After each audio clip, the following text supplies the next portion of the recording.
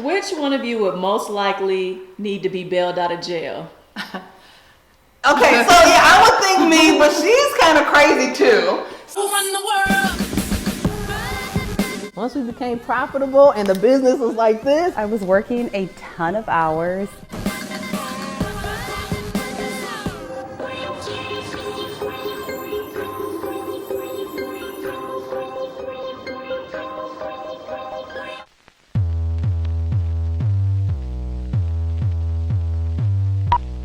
We're gonna try to answer 21 questions. in 10 minutes or less.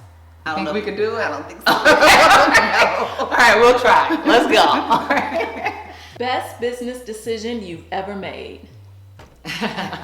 I would have to say when we did the male beard model. Oh, yeah. We had so many guys sending us their photos of themselves with their beard in our inbox. So every day it was just like, oh. The male model search Yeah. was an inbox full of chest, abs, arms, beards. I'm like, Every day, all day. I had to tell my husband, like, we have to do it's this. This research. is work. It's Like, we have to research. do Okay, it. So, yeah.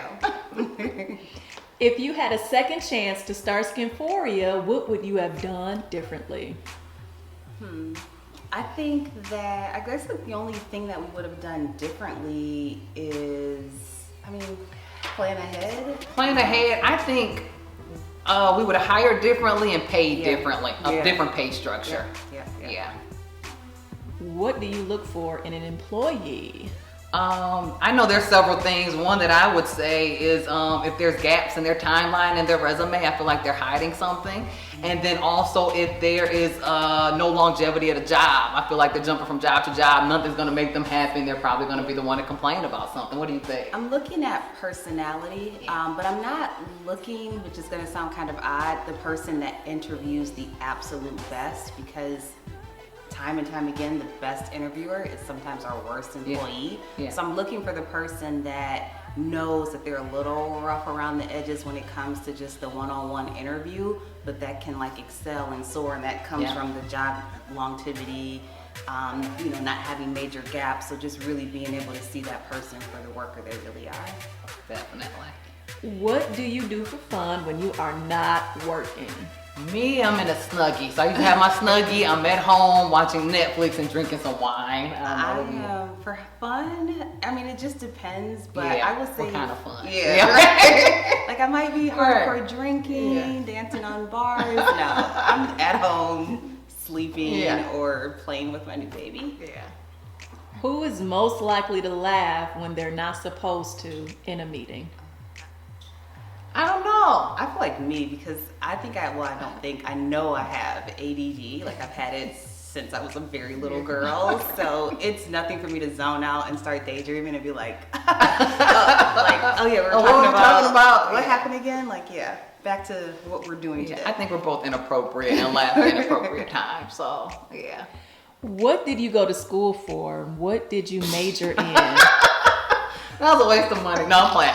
I went to school to be a teacher. So I went to school to be a teacher. Thank God I didn't become a teacher. You are a teacher. I am a teacher, but I'm glad I wasn't there to teach kids. Like I went to teach kids, and then once I started student teaching, I realized this is not for me. Like I would probably be on the news or something because I've done something. So I teach adults and teach skincare. But I went to school for psychology, so I did not end up using that degree. And then I went back to school for a degree in sports management. I remember that. I kind of am using that degree because sports management is a lot of business. But I always tell people, you can come pick up the psychology degree. I didn't even use it. What's one thing that most people don't know about you? I don't know how to hug.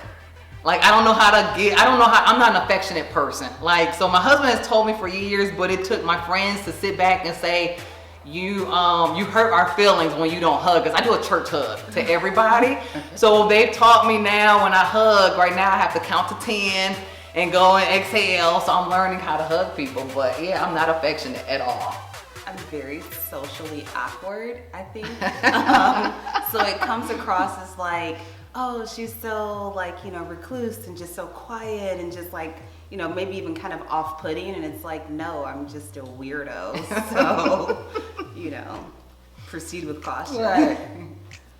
If you could trade lives with someone, who would it be? Clearly Beyonce. Beyonce, okay. Like, clearly, Yeah. like, just without a doubt, like, Okay. done. Yeah, either one. You can't go wrong. Your favorite thing about being an owner? I like the control of it. We set the tone, we set the rules for everything. Things that happened in the past, we know we want a certain type of structure, we're in charge. So if we want to be open on certain holidays, we do. We want to be closed, we do. So I like the control. I like the challenges, like the problem solving, like really being able to push yourself to the next level. Being presented with something where you literally have to figure this out, or this person doesn't get paid, or this rent bill doesn't, make it. So it's the problem solving. There's a lot of problem solving. Yeah. What type of TV mom are you in real life? So I'm a mix between like Peggy Bundy and Roseanne Barr. Like I am inappropriate. I am not that one who cook brownies and have everybody over. I'm probably yelling at kids to get off my lawn. I'll sit on the couch and eat bonbons. I'm that type of mom. I'm inappropriate. So, yeah. I think I'm Jan Brady, like just Okay, classic mom, yeah. like cooking dinner. Yeah. Oh, what are you doing? Yeah, Like you just are. almost to the point to where it's like sickening, because it's like, why am I giving so much? Like, why do these kids have so much control over me? They've changed But their life. they It's do. crazy. Yeah. What's the best memory between the both of you? Can we say it on camera? No, okay. We had a ton of memories from back in college. Yeah. What I remember with me and Sharice, we could have $200 in our pocket, and we would go to Mexico, we would go to New York, we would go to Chicago all in college, and we'll come back with $100 and had the best time of our lives. So I'm probably thinking like Miami or Cancun I'm or something. thinking Cancun. Cancun, yeah. we were like super young. I think Yeah. we were just 21, if even 21. It was bad. We were bad. I'll just say that it was some Kirby vacuum sales. Oh, I remember that. And, Y'all hated on me on that though. That was a good trip. that was a good trip. The Kirby guys. Okay, I'm sorry. Let's go. They hated on me on that trip. Like all the guys who sold vacuum cleaners, they liked me, and then they were just hating on me because I got all the guys from the vacuum cleaners. Vacuum cleaners for a living. What are we doing? Jessica's like, no, Jessica. That was a good trip.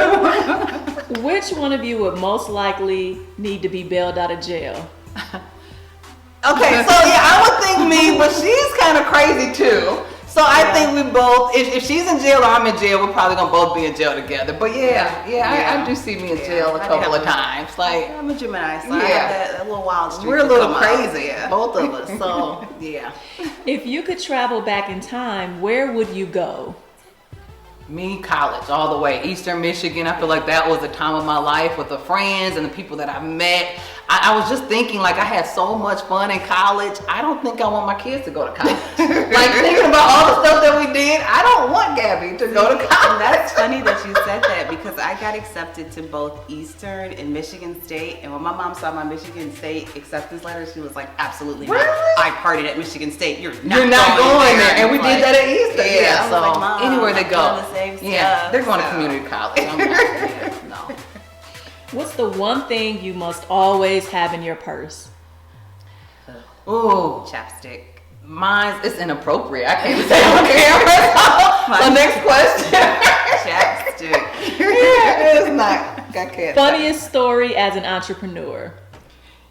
You know what? Mine's just happened when we had the meeting not too long ago, and the managers were like, Jessica, you left your, the inbox open, your DMs open for Instagram, so the whole staff can read all your DMs. And I'm like, wait, stop the meeting. What did y'all read? And Sharice is just laughing and cracking up like, y'all don't know Jessie from college.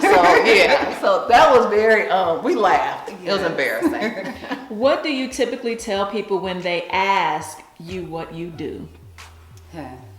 What do you say? I usually well, it depends on who asks what. Because sometimes when you say like, oh, I own a spa, then they're just like, question. And it might be a situation where it's like, I don't have time to answer all these questions. So I just tell people like, oh, I'm in sales. And it's like, oh, okay. And then you just kind of fluff it over. Yeah, I rarely say I own a spa. I say I work at a spa or I help people with their skin. I feel like the last 6 months I just started saying, like, I own something, but it's rare. At what point did you know Skinphorea was going to be successful? Oh, we passed it. Well, we're going to keep going, right? Like, darn. Yeah. I knew not too long. Well, I always knew we was gonna be successful. I did, but there was a time, New Year's, our friends and I, we were out of town and we were on this yacht. Now it wasn't a great yacht, but we was on a yacht. And I remember sales coming in and money's coming in and everybody's still working. And I was like, wow, this works. All this hard work and the processes and everything we put in place.